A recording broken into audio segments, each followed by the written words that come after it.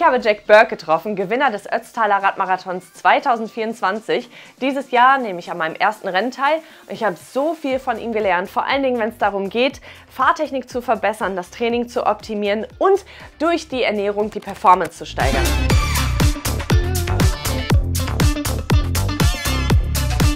What do you do for work? Like what takes up your time? Like what does your schedule look like? Sometimes I'm at home.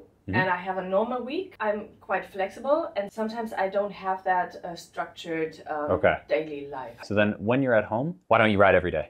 I don't know if that's good for my body to ride every day. So like fitness-wise, like progressing at this point. Yeah. Just to give you some advice from like how it's done at like the highest level of cycling, if in theory you could ride 7 days a week, and I don't ride 7 days a week. So if no one does this, the way that we do it as like pro cyclists is typically 3 days on, 1 day off. Your first day of the block, of the 3-day block, can be more like your shorter in intensity day. The second day can be somewhere in the middle. And then the third day is typically the longer, easier ride. So intense, medium, and then a long ride. Yeah, for example. Who have you learned road cycling from right now? Do you go on group rides with anybody? Or do you like just go figure it out by yourself? I have a bike since this year, and now I join group rides in my city. Okay, so you go on group rides. And then how often do you go on group rides? Oh, just once a week, right? Once a week. Because when you go on a race for the first time, for a lot of people, they just grab their brakes right away because they're so afraid that everybody's going to crash into them or something like this. So it's like for your skills development, it's nice when you're with other people and you're at least comfortable riding around other people. Exactly. If you want, you can try bumping into me a little bit. Really? Yeah, just try to hit me a bit. You're not going to hurt me. How? Just like that, this? yeah. Exactly. Or what? Yeah. Is this what the people really do? Like, well, so the way that you did it is you leaned more like this, and you don't want to do that. It's more because you're never actually trying to hit somebody in the race. It's just going to happen. You're like, for example, you try to go through a gap somewhere, and you just end up bumping it. It's not like you're actually body checking somebody like in hockey. It's like it's just. I'll do it really gently now, but it's just like getting used to like that. Okay. So I'm not leaning into you like that. It's just being used to having people bump into you a little bit like that. Because everyone is trying to find his way through it. Exactly. And then you have to handle that. Exactly. And can we practice riding the curves? The two basic rules to look at first when you start. The first is if you're going around a left corner like this, coming into the corner, you're trying to make the road as straight as possible. So when you come into the corner before it, you want to be as far to the right as possible. So right on the edge of the road there. By the apex of the corner, like the middle of the corner, the tightest part of the corner, you want to be on the other side of the road, as tight as possible on the left side. And then by the time you're leaving the corner, you're as far to the right as possible. So I'm going to do it really, really slow, but imagine you're going fast and you're just trying to make the corner as straight as possible. So coming in, you'd be as far to this edge as possible, and then you'd be on the inside, outside. Most of the weight on your outside leg is all the way down. Your inside leg, your knee is slightly popped out to the side.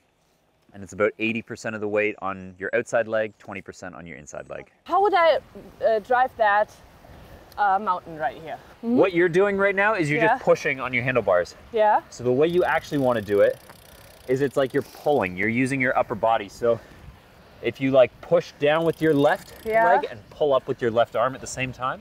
So you imagine you have a pole that goes straight from here down your back. Yeah. And your upper body stays straight and the bike moves beneath you. So next really good trick here, this is like really important that a lot of people don't know when they start, is around like etiquette when you're riding together with people. So you know, like if there's something to like point it out, right? If there's like a hole in the road or something like that you don't want the people behind you to hit, you point it out. But the most common one that people do is it's like chicken arms. You go like this, like when you whack your elbows out like this. If you see the guys in front of you go like this, it means jump. Okay. Like, that's the first reason you do it. Okay.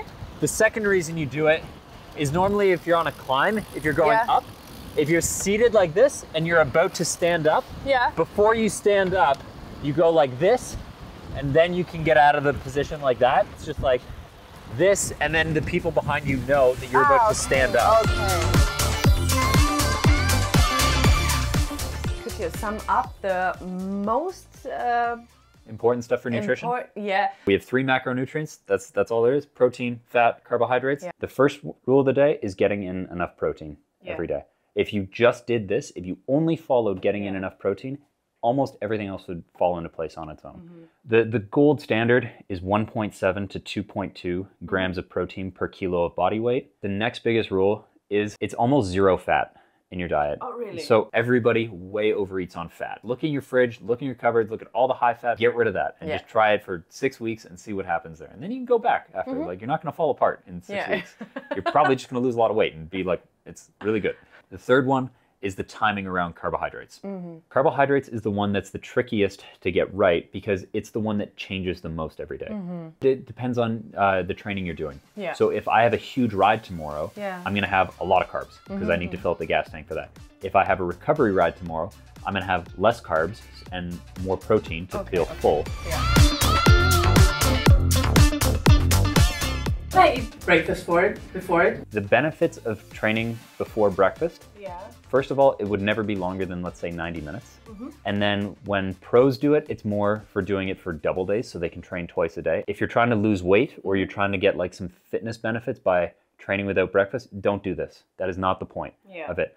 The way you do fasted training is it's not really, it is fasted in the sense that you start without breakfast, but you start drinking sugar right away in it. So it's not about keeping your body with an empty gas tank. It's just a time-saving thing. The point is you're gonna be having sugar on the bike and you need it. It's not fasted training, but try to wait 20 to 30 minutes. If you can make it to 30 minutes, it's really good because that's about how long it takes for your metabolism to get going when you warm up. Because if you're sitting on the couch and you eat a bag of gummy bears, you're probably gonna like fall asleep after like you have this big sugar crash. But if you're out on the bike and you have a bag of gummy bears, you're gonna feel great. Because it's like, imagine your metabolism is like a fire, and when you're sitting on the couch, it's like a candle, and when you're out training, it's like a campfire. And imagine throwing all those gummy bears on it, it's like taking a newspaper. If you put the newspaper on the candle, it's just gonna go out. If you put the newspaper on the fire, it's gonna go. I eat porridge for breakfast. And is this cool?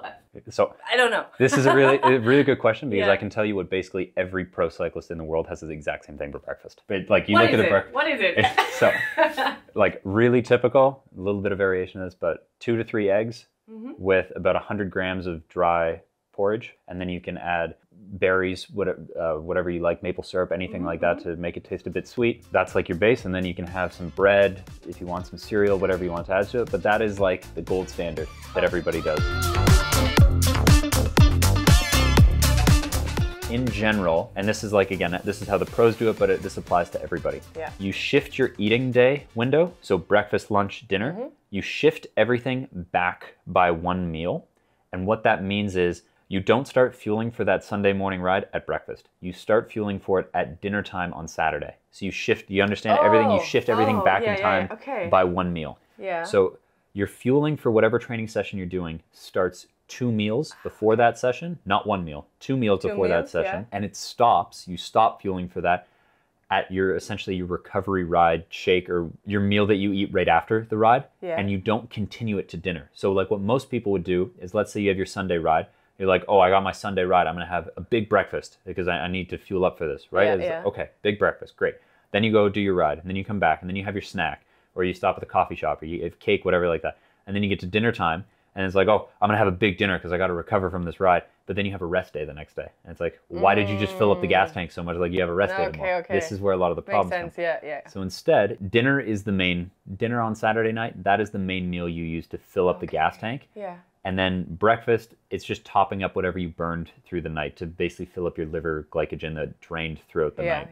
The biggest mistake every amateur makes, like #1, is they do not eat nearly enough on the bike. And it's because it's shocking how much you need to eat. All my friends who are amateur cyclists will go for like a 5-hour ride and then they're completely dead by the end of it. And then they're asking me for advice and I'm just like, I know exactly what the advice is. Like, what did you eat today? And they're like, I had like a bar an hour or something like that. I'm like, okay, you had 30 grams of carbs per hour. I had 120. If you eat more on the bike, you can train better, so you will get stronger. A huge one is how well you recover. Really helpful. And I think these are so many tips, and I have to start with that. And make that right. So the basics right. And I think this will help me a lot. Yeah. Really a lot. I'm glad. Ich habe jetzt so unglaublich Bock, ins Training zu gehen und mich aufs Rennen vorzubereiten. Startest du auch dieses Jahr zum ersten Mal? Welches Rennen hast du dir ausgesucht? Schreib es mal in die Kommentare und dann lass uns zusammen richtig reinhauen und dieses Jahr richtig einen abreißen.